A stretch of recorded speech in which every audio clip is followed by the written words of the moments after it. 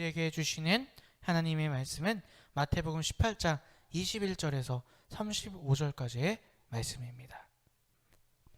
제가 읽도록 하겠습니다. 그때 베드로가 예수께 다가와서 말하였다. 주님, 내 형제가 나에게 자꾸 죄를 지으면 내가 몇 번이나 용서하여 줘야 합니까? 7번까지 하여야 합니까? 예수께서 대답하셨다. 7번만이 아니라 70번을 7번이라도 하여야 한다. 그러므로 하늘나라는 마치 자기 종들과 샘을 가리려고 하는 어떤 왕과 같다. 왕이 샘을 가리기 시작하니 10,000달란트 빚진 종 하나가 왕 앞에 끌려왔다. 그런데 그는 빚을 갚을 돈이 없으므로 주인은 그 종에게 자신과 그 아내와 자녀들과 그 밖에 그가 가진 것을 모두 팔아서 갚으라고 명령하였다.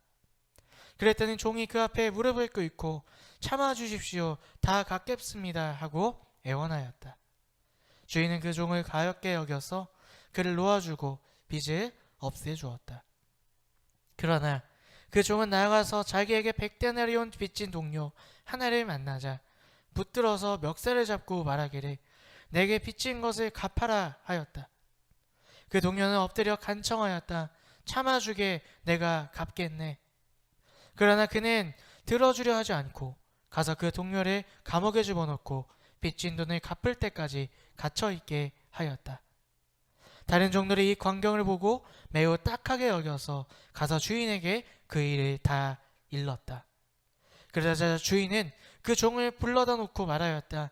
이 악한 종아, 내가 애원하기에 나는 너에게 그 빚을 다 없애 주었다.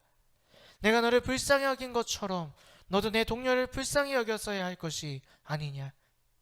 주인이 노하여 그를 형무소 관리에게 넘겨주고 빚진 것을 다 갚을 때까지 가두어 두게 하였다. 너희가 각각 진심으로 자기 형제자매를 용서해 주지 않으면 나의 하늘 아버지께서도 너희에게 그와 같이 하실 것이다. 아멘. 오늘도 우리 예수님을 사랑하시고 주인 삼으셔서 각자의 자리에서 예배드리시는 여러분들을 환영하고 축복합니다. 지난 한 주 다행히 코로나가 확산되는 것이 좀 주춤하고요. 이제 좀 회복의 추세로 가고 있습니다. 우리 이럴 때일수록 끝까지 우리 방역 수칙을 잘 지키고 또 우리가 코로나가 떠나갈 수 있게 열심히 기도해서 우리가 코로나를 다시 이겨내야 할 줄로 믿습니다. 그리고 한 가지 더요. 우리의 코로나보다 더 위험한 병을 이제 치료해야 합니다. 무슨 병일까요? 코로나로 인한 마음의 병. 코로나로 인해 생겨버린 마음의 병을 이제 우리가 열심히 치유해야 할 줄로 믿습니다. 코로나 때문에 경제가 어려져서 생계의 걱정, 또 코로나에 걸리면 어떡하나 그러한 두려운 마음, 그리고 또 이렇게 앞으로 이렇게 살면 어떡하지? 미래에 대한 근심과 답답함, 이러한 마음의 병, 이 마음의 병을 우리가 치유해야 할 줄로 믿습니다. 사실 코로나라는 병보다 이 마음의 병이 우리를 더 힘들게 하고 있다는 것이죠. 우리 이 마음의 병을 어떻게 치료할 수 있을까요? 코로나 감염을 방지하기 위해서는 어떻게 합니까? 마스크를 쓰고 거리를 유지하고 또 소독을 철저히 하고 대면을 잘 안 하도록 노력하지요. 우리의 마음을 치료하기 위해서도 마찬가지입니다. 내 눈에 보이는 문제, 상황, 그런 것들과 거리를 두셔야 합니다. 그리고 우리 주인 되시는 예수님께 나아가야 한다는 거예요. 예수님께 어떻게 나아갑니까?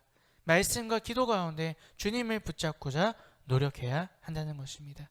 그리고 그 말씀과 기도를 통해 주님께서 주시는 위로와 또 지혜와 평안과 주님의 음성을 들음으로 말미암아 우리가 치유되고 우리의 마음을 치유하고 또 무장하고 단단히 회복되어야 한다는 것입니다. 이것이 바로 우리의 마음을 치유하는 방법인 것입니다. 우리 잠언 4장 23절 말씀을 함께 읽어봅니다. 그 무엇보다 너는 내 마음을 지켜라. 그 마음이 바로 생명의 근원이기 때문이다. 아멘. 여러분, 우리 마음을 지키셔야 합니다. 우리의 마음을 지켜 이번 시기가, 여러분, 이 코로나 시대가 기회가 되시는 여러분들 되셨으면 좋겠습니다. 어떤 기회요? 내가 정말 중요한 것을 바라볼 수 있는 기회. 내가 정말 붙잡아야 될 분, 하나님을 더욱더 붙잡고 그분께 더욱더 가까이 나아갈 수 있는 그런 좋은 기회로 삼으시는 저와 여러분들이 되시기를 주님의 이름으로 축복합니다. 오늘 말씀의 제목을 함께 읽어보겠습니다. 함께 읽습니다. 시작. 그리스도인과 용서. 예, 오늘 말씀의 제목은 그리스도인과 용서라는 제목입니다. 여러분, 용서라는 것은 무엇일까요?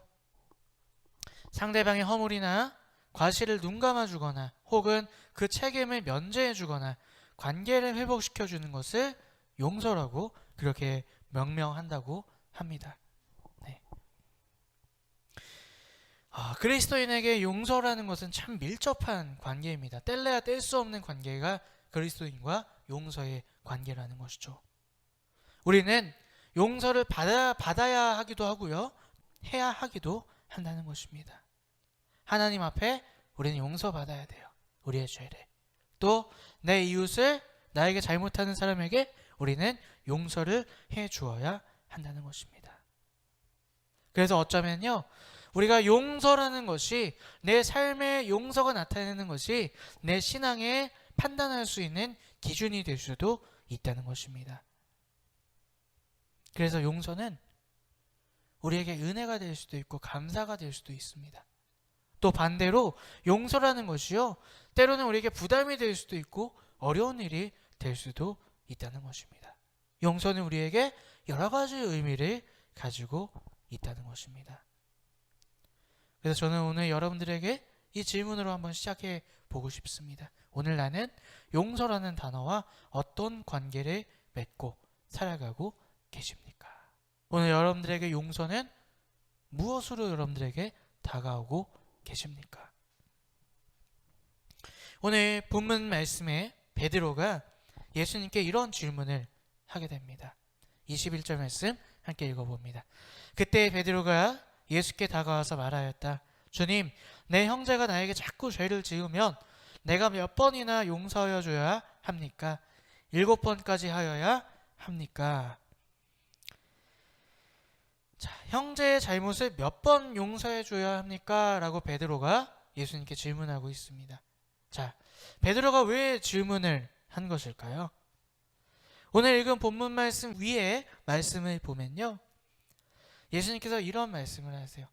예수님께서, 하나님께서 얼마나 한 사람 한 사람을 귀하게 여기시고 사랑하시는지에 대해서 말씀하십니다. 그래서 잃은 양의 비유에 대해서 말씀하시고요, 그 다음에 소자 한 명이라도 실족해 하면 안 된다는 말씀을 하셨어요.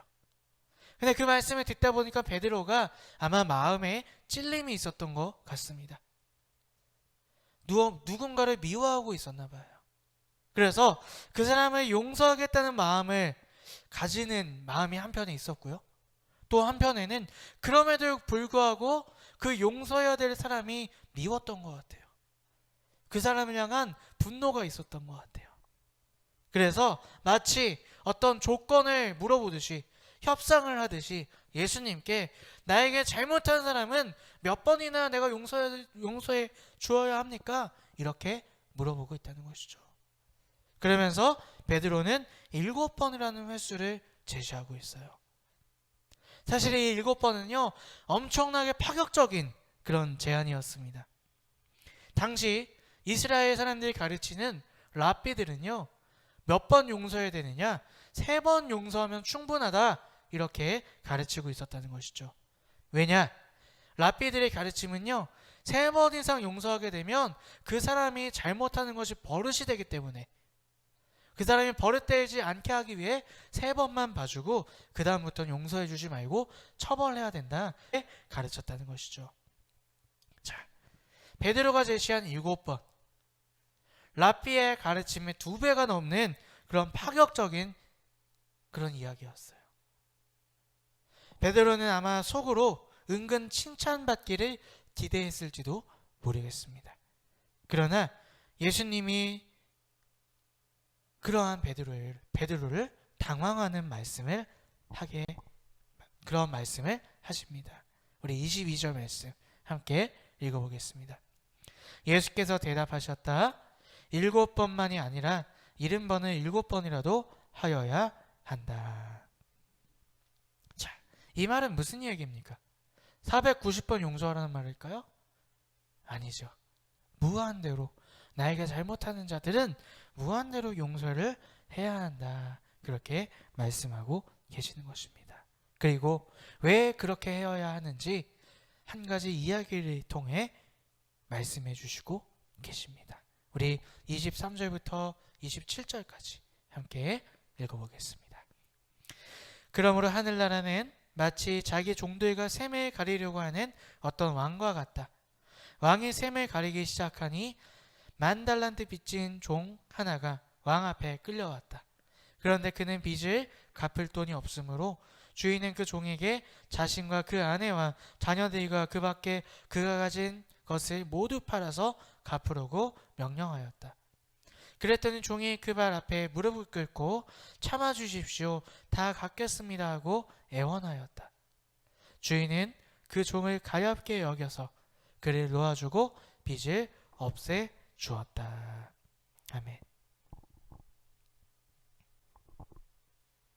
자, 어떤 종이 아주 큰 빚을 진 그런 이야기에 시작됩니다.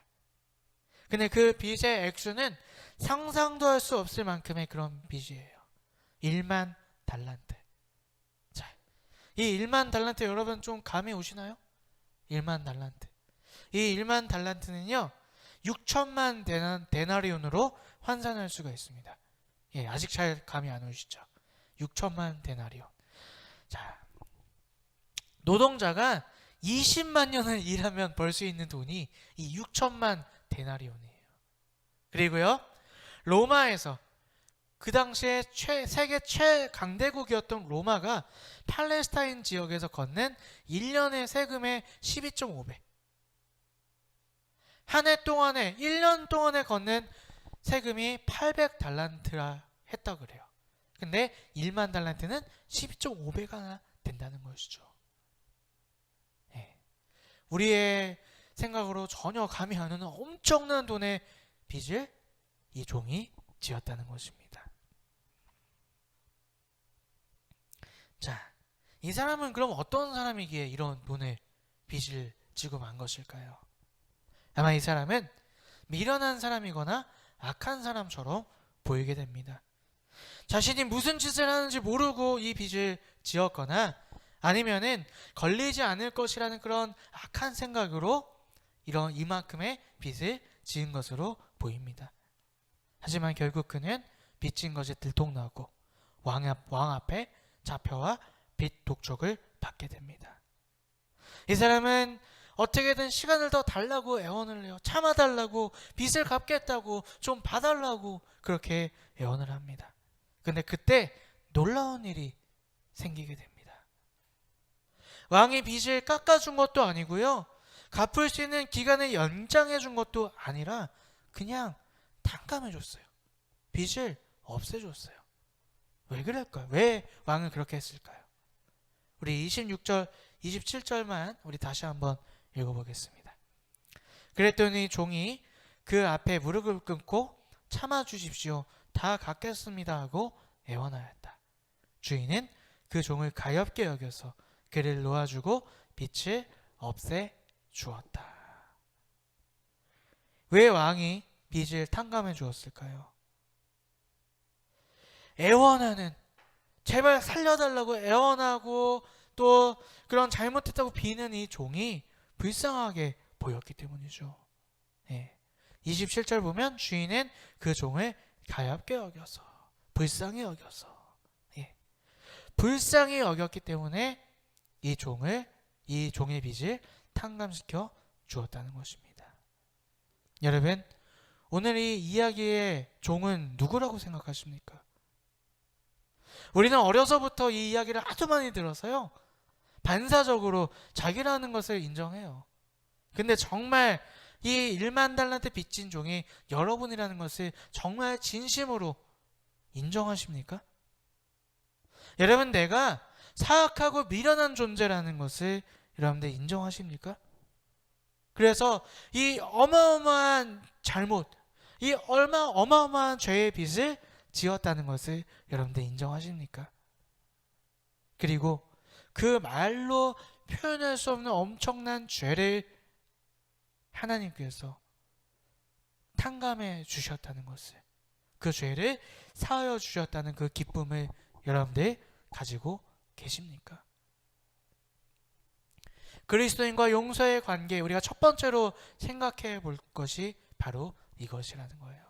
우리는 먼저 죄인임을 고백하여 받았음의 기쁨을 누리고 있습니까? 우리는 누려야 한다는 것입니다. 성경에서 말하는 죄는 무엇일까요?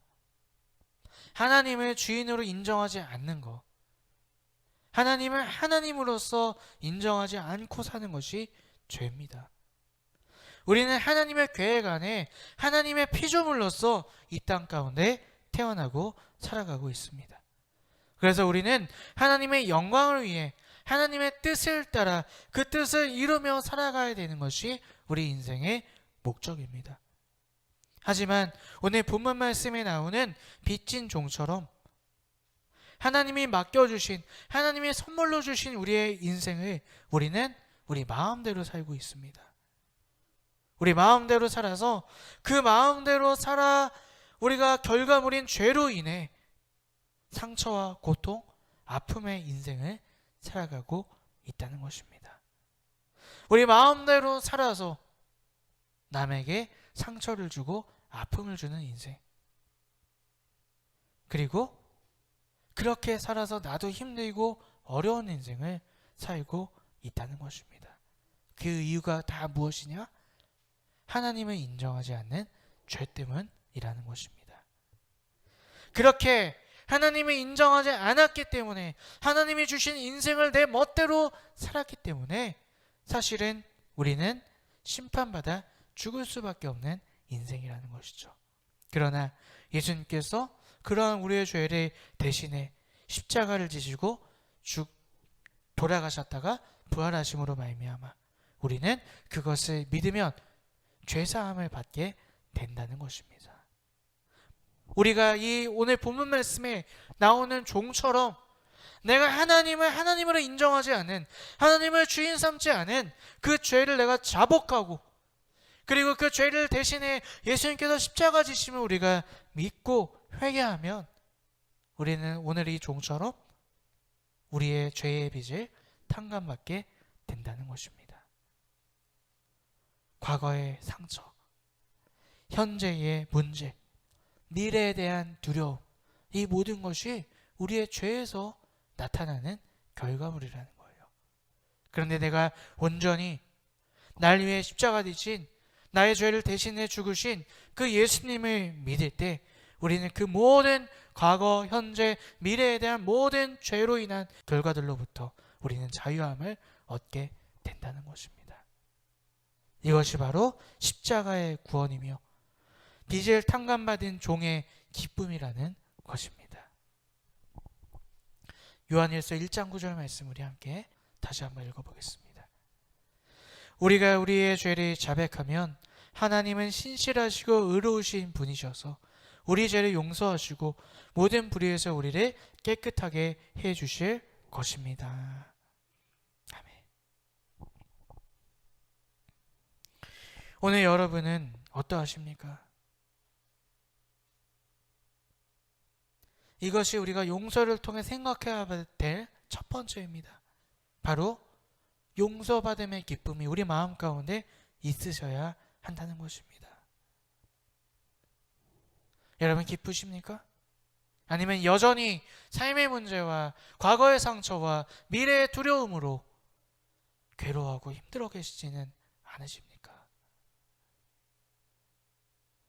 우리가 죄인임을 인정하고 내 마음대로 살아서 그 모든 상처와 문제와 두려움으로 휩싸여 있는 내 마음을 하나님 앞에 회개하며 자복할 때 우리는 그 모든 죄의 문제를 해결받을 수 있음을 여러분 믿으시기를 바랍니다. 그리고 오늘 내가 그리스도인이라면, 내가 정말 예수님을 믿는 자라면 그러한 고백으로 말미암아, 그런 회개하고 자복하는 마음으로 말미암아 우리의 죄사함의 기쁨, 빛 탕감의 기쁨을 누리시는 저와 여러분들이 되셨으면 좋겠습니다. 오늘 본문 말씀에 이 1만 달란트 탕감받은 이 종은 얼마나 기뻤을까요? 자기 목숨을 잃을 수도 있었고요, 자기의 가족을 잃을 수도 있었던 그 위기 가운데 이 종은 탕감의 기쁨을 받게 됩니다. 자, 그런데 이 종이 길에서 만난 자기에게 빚진 자에게 뜻밖의 행동을 하게 됩니다. 자, 오늘 말씀 28절부터 31절까지 함께 읽어보겠습니다. 그러나 그 종은 나가서 자기에게 100데나리온 빚진 동료 하나를 만나자 붙들어서 멱살을 잡고 말하기를 내게 빚진 것을 갚아라 하였다. 그 동료는 엎드려 간청하였다. 참아주게, 내가 갚겠네. 그러나 그는 들어주려 하지 않고 가서 그 동료를 감옥에 집어넣고 빚진 돈을 갚을 때까지 갇혀있게 하였다. 다른 종들이 광경을 보고 매우 딱하게 여겨서 가서 주인에게 그 일을 다 일렀다. 아멘. 아까 이 빚 탕감 받은 종은 데나리온으로 환산하면 얼마나 그랬죠? 6천만 데나리온. 6천 데나리온이 아니라 6천만 데나리온이에요. 그리고 이 종에게 빚진 사람은 얼마를 빚졌다 그랬죠? 100데나리온. 6천만 대 100이에요. 여러분, 비교조차 되지 않죠. 자신은 엄청난 빚을 탕감받은 은혜를 입었음에도 불구하고 자기와 비교도 되지 않는 적은 돈을 빚진 자를 감옥에 쳐넣게 되었다는 것이죠. 이것을 본 왕의 신하들이 왕에게 보고하게 되었어요. 자, 이 사람은 왜 이런 행동을 했을까요? 놀라운 빚을 탕감받은 사람인데, 아니 왜 자기에게 요만큼 빚진 자를 감옥에 집어넣었던 것일까요? 그건 그거고 이건 이거다, 이렇게 생각했던 것일까요? 한편 이 소식을 들은 왕은 심하게 분노를 냅니다. 그리고 다음과 같은 행동을 하게 돼요. 32절부터 34절까지 함께 읽어보겠습니다. 그러자 주인이 그 종을 불러다 놓고 말하였다. 이 악한 종아, 내가 애원하기 위해 나는 너에게 그 빚을 다 없애주었다. 내가 너를 불쌍히 여긴 것처럼 너도 내 동료를 불쌍히 여겼어야 할 것이 아니냐. 주인이 노하여 그의 형무소 관리에게 넘겨주고 빚진 것을 다 갚을 때까지 가두어 두게 하였다. 자, 이 왕은 왜 이렇게 또 화를 내고 분노하는 것일까요? 왕이 이 종의 주인이며 그 빚을 탕감해 준 은혜를 주었지만 이 종은 이 왕을 여전히 주인으로 여기지 않고 있었습니다. 이 종의 주인은 여전히 자기 자신이었다는 것이죠. 종은 어떻습니까? 주인의 뜻에 순종하고 그 뜻을 행하는 자가 바로 주인의 종입니다. 또 주인의 은혜나 가르침을요, 그것을 널리 알리는 것, 그것이 주인의 명예롭게 하고 주인에게 영광되게 하는 종의 역할이라는 것이죠. 만약에 그렇게 하지 않게 되면 그 주인을 욕되게 하는 것이, 그 주인을 무시하는 것이 종의 행동이라는 것입니다. 이 종은요, 주인에게 큰 은혜를 입었습니다. 1만 달란트라는 빚을 탕감받게 되었다는 것이죠. 그렇다면 이 주인의 뜻을 받들어 그 뜻을 널리 알리고 행해야 마땅한 것이었습니다. 하지만 여전히 이 종은 자기가 주인이기에 자기 뜻대로 행동하고 자기에게 적은 빚을 지은 자를 감옥에 집어넣게 되었던 것이죠. 다시 말해서 이 빚을 탕감시켜준 왕을 주인으로 인정하지 않고 무시하는 행동을 했다는 것입니다.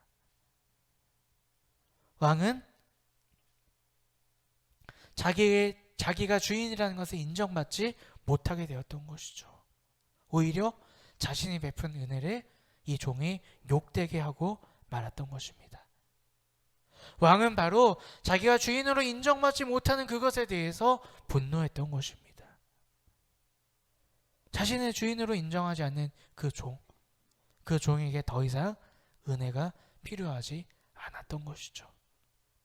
그래서 그를 감옥에 쳐넣고 다시 그 빚을 갚게 했다는 것입니다. 오늘 그리스도인과 용서의 관계, 우리가 두 번째로 생각해야 될 것이 바로 이거입니다. 우리가 누군가를 용서하는 것은 하나님의 주인 되심을 인정하며 사는 것이라는 것입니다. 우리가 용서를 해야 되는 것이요, 나의 주인이 하나님이시다, 이것을 고백하기 위해 우리가 용서하며 살아야 한다는 것입니다. 오늘 여러분들의 주인은 누구이십니까? 우리는 예수님의 이름을 믿어서 구원받고 예수님을 주님이라고 부릅니다. 예수님이 우리를 구원시켜 주셨다는 뜻은요, 우리가 우리의 죄로 말미암아 마귀의 종, 마귀의 노예로 있던 우리를 값을 치루어 사시고 이제는 하나님의 자녀로 주의 종으로 우리를 사셨다는 뜻이 바로 예수님이 우리를 구원해 주셨다는 뜻이라는 것입니다. 그런데 오늘 우리는 그 주인의 뜻을 무시하고 살고 계시진 않으십니까? 내 인생의 주인이 하나님이 아니라 여전히 내가 주인 되어서 오히려 하나님께서 베푸신 그 구원의 은혜를 욕되게 하며 살고 계시지는 않으십니까? 오늘 본문 말씀 35절 말씀 함께 읽어보겠습니다. 너희가 각각 진심으로 자기 형제자매를 용서해 주지 않으면 나의 하늘 아버지께서도 너에게 그와 같이 하실 것이다. 이 말은 무슨 말일까요? 우리가 예수님을 나의 주인으로 인정하지 않으면, 그렇게 살지 않으면 우리와 예수님은 아무 상관이 없다는 것입니다. 구원받았음은 우리가 예수님을 나의 주님으로 고백하고 나의 죄를 회개함으로 예수님을 주인으로 모시며 살아갈 때, 그것이 구원받음의 확증이라는 것입니다. 내 마음대로 산다면, 입으로만 예수님을 주님으로 고백하고 여전히 내 마음대로 산다면 죄의 벽이 내 마음에 있어 하나님과 나와의 관계를 막아버리고 나는 그냥 죄인일 뿐이지 용서받은, 구원받은 자로 설 수가 없다는 것입니다. 용서는 그만큼 우리에게 너무나 중요한 의미를 갖고 있다는 것. 여러분, 이것을 꼭 기억하시는 여러분들 되셨으면 좋겠습니다. 자, 그렇다면 우리가 억지로 용서하라는 말일까요? 내가 하기 싫어도 억지로 용서해야 되는 걸까요? 구원받기 위해서? 그 말이 또 아니겠죠. 용서는 하나님의 것입니다. 그래서 우리는 하나님의 능력을 구해야 한다는 것입니다. 우리가 보통 용서하지 못하는 이유가 무엇입니까? 크게 이 두 가지죠. 상처와 분노. 내가 용서하고 싶은데 저 사람이 나한테 준 상처는 어떻게 보상받나요? 나 너무 힘든데 그 일만 생각나면 마음이 막 뒤집어지고 잠이 안 오고 눈이 번쩍 떠지는데 어떻게 그 사람을 용서합니까? 이 세상에서 가장 억울하신 분께 나아가십시오. 누구이십니까? 예수 그리스도. 예수님은 우리의 억울함을 아십니다. 우리의 상처를 아십니다. 그래서 우리를 치유해 주실 수 있어요. 위로해 주실 수 있어요. 여러분, 그 사람에게 내가 안갚음을 하면, 용서하지 않으면, 복수를 하면 마음이 치유될까요? 절대로 그렇지가 않다는 것입니다.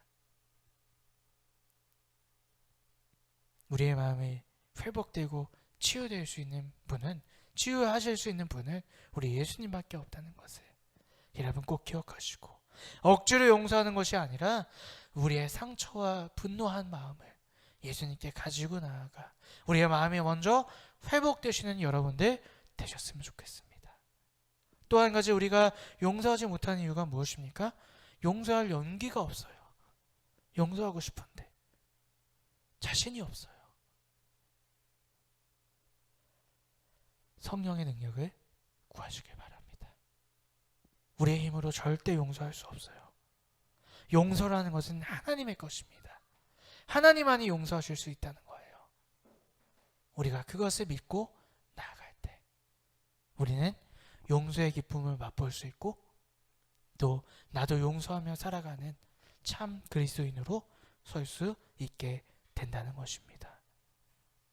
여러분 마음 가운데 오늘 용서 이 단어가 여러분들에게 어떻게 다가오고 계십니까?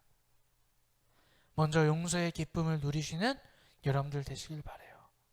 또한 우리 마음 가운데 내가 다른 사람을 용서할 수 있는 예수님을 주인으로 모셔서 그 뜻을 영광되게 하기 위해 나도 용서할 수 있는 그러한 그리스도인, 하나님이 온전히 기뻐하시고 인정하시는 그러한 그리스도인의 삶을 살아가시는 저와 여러분들이 되시기를 주님의 이름으로 축복합니다.